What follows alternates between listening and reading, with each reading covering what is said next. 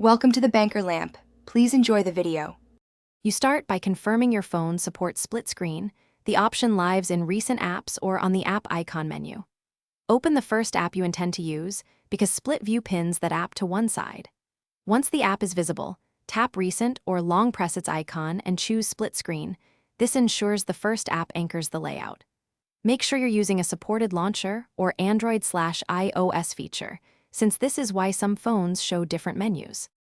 Next, you pick the second app to occupy the other half of the display. From Recent, Home, or the app drawer, open or drag the second app into the available space. This completes the two-app layout. Once both apps appear, you can drag the dividing bar to resize each pane for comfort, or use the swap control to flip their positions.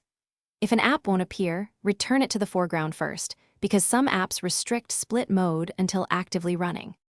To finish, you either work in both apps or exit split view by dragging the divider to the top or bottom, or using the close button. This returns you to single app mode.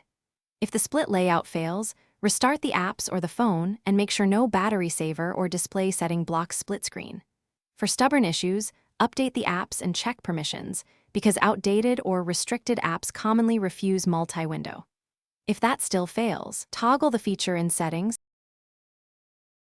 Thanks for watching. If this was helpful, leave a like and consider subscribing. See you next time.